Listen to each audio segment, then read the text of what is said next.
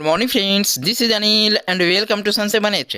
दोस्तों, शिक्षक नियुक्ति में डोमिसाइल नीति लागू करने का फैसला किया गया है। दोस्तों, बिहार सरकार की तरफ से बहुत ही सराहनीय कदम उठाया गया है। सीएम ने दिए हैं निर्देश, नियुक्ति में बिहार निवासियों को प्राथमिकता। दोस्तों, अब जितने रिक्त पदों पर नियुक्ति होगी उनमें सभी पर डोमिसाइल होगा लागू। दोस्तों, ये निर्णय लिया गया है। टीआरई 4 से ही इस आदेश को लागू करने का निर्देश है।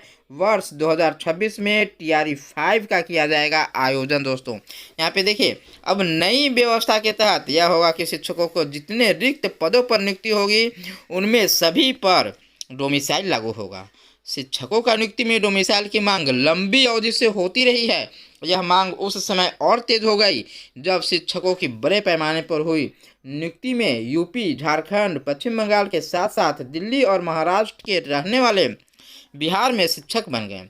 तब यह बात आई कि बिहार की नौकरियों में राज्य के लोगों की हकमारी हो रही है। दोस्तों, तो देखिए, ये लिखा हुआ है कि ये आपका बिहार में शिक्षकों की नियुक्ति में सरकार ने डोमिसाइल नीति लागू करने का फैसला लिया है।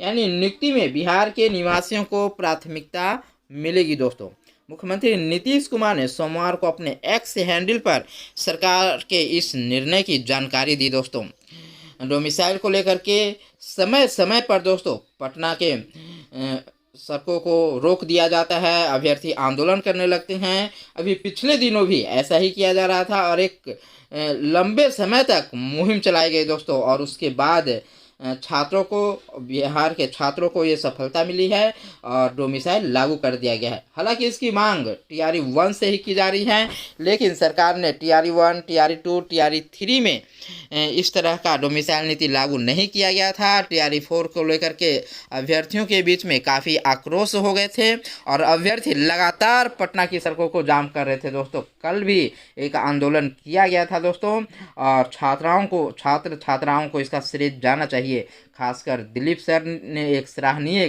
पहल किया इसको लेकर के और लगातार आंदोलनरत रहे और उसी का परिणाम है कि आज टीआरई 4, टीआरई 5 में यहाँ पे ये आपका आरक्षण डोमिसाइल नीति लागू कर दिया गया है। दोस्तों, देखिए, मुख्यमंत्री ने अपने एक्स हैंडल पर लिखा कि उन्होंने शिक्षा विभाग को संबंधित नियम में आवश्यक संशोधन करने का निर्देश दिया है। यह टीआरई 4 से ही लागू किया जाएगा। उन्होंने यह जानकारी भी दी कि इसी वर्ष टीआरई 4 तथा 2026 में टीआरई 5 का आयोजन किया जाएगा।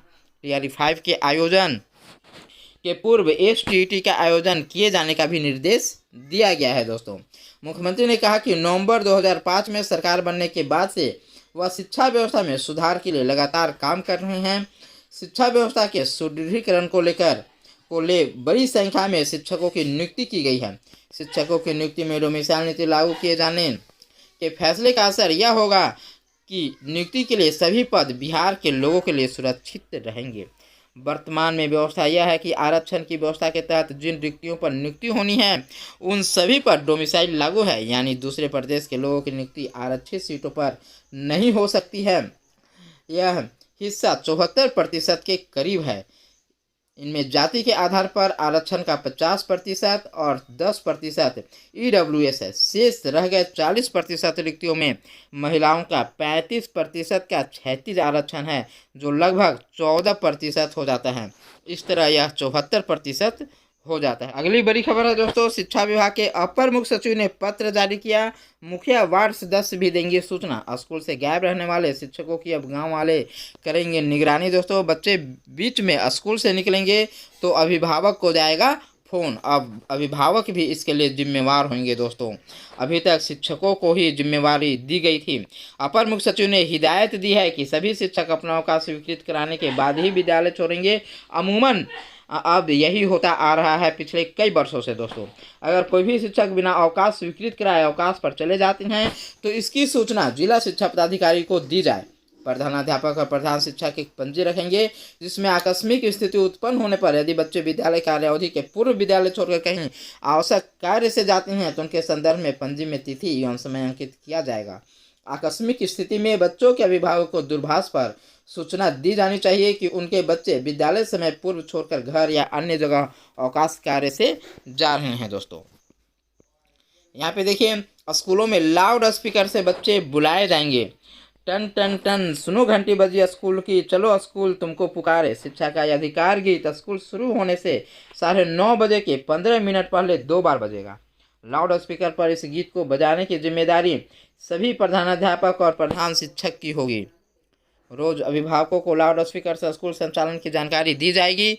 इसके लिए 48 घंटे के अंदर स्कूलों में लाउड स्पीकर की व्यवस्था होगी। शिक्षा विभाग ने सभी सरकारी विद्यालयों के परिसर और कार्य अवधि में शैक्षणिक गतिविधियों की अनिवार्यता और अनुशासन बनाए रखने का निर्देश दिया है। दोस्तों ये भी आपका डोमिसाइल नीति से ही है। मुख्यमंत्री नीतीश कुमार ने एक्स पर दी जानकारी। STT का आयोजन भी होगा जल्द। दोस्तों शिक्षक भर्ती के चौथे चरण में डोमिसाइल नीति लागू कर दिया गया है और अभी हम लोग इस खबर को देखे हैं। फिर देखिए, राज्य की महिलाओं को 35% आरक्षण भी मिलेगा। सितंबर के प्रारंभ में आएगी TRE 4 की रिक्तियां। दोस्तों पिछली बहाली में 25,000 शिक्षक दूसरे प्रदेशों से नियुक्त हुए थे। दोस्तों 2 साल में BPSC से 2.23 लाख शिक्षक जो है वो बहाल हुए हैं। ये देख लीजिए, राज्य के सरकारी स्कूलों में लगभग 1 लाख शिक्षकों की बहाली के लिए रिक्ति सितंबर के प्रारंभ में आने की संभावना है। शिक्षा विभाग जिलों से रिक्ति ले रहा है। शिक्षा विभाग को अभी तक कक्षा 9 से 12 तक के लिए लगभग विभिन्न जिलों से 25,000 की रिक्ति मिली है। यह विषयवार है। जिलों से रोस्टर के हिसाब से रिक्ति मिलते ही शिक्षा विभाग बिहार लोक सेवा आयोग BPSC को अधियाचना भेज देगा। प्रधानाध्यापक, प्रधान शिक्षक और TRE 3 के तहत चयनित सभी शिक्षकों का योगदान के बाद रिक्ति की गणना पूरी होगी। दोस्तों तो ये देख लीजिए, यहाँ पे 35% आरक्षण महिलाओं को। इसके पहले राज्य सरकार ने साफ कर दिया था कि TRE 4 में राज्य की मूल महिला अभ्यर्थियों को ही आरक्षण का लाभ मिलेगा। कक्षा 5 तक के लिए शिक्षक भर्ती में 50% और अन्य कोटि में 35% आरक्षण का लाभ सिर्फ बिहार की महिला अभ्यर्थियों को ही मिलेगा। अब CM के नए आदेश से महिला और पुरुष दोनों के लिए डोमिसाइल का प्रावधान किया जा रहा है। इससे बिहार के अभ्यर्थियों को लाभ मिलेगा। दोस्तों देखिए, माननीय मुख्यमंत्री नीतीश कुमार का कहना है कि शिक्षक नियुक्ति में बिहार के लोगों को प्राथमिकता दी जाएगी। नई व्यवस्था अगली नियुक्ति से ही लागू कर दी जाएगी। इसके लिए शिक्षा विभाग को संबंधित नियम में आवश्यक संशोधन करने का निर्देश दिया गया है। दोस्तों यहाँ पे आप देख लीजिए, ये चरणवार जो बहालियाँ हुई हैं।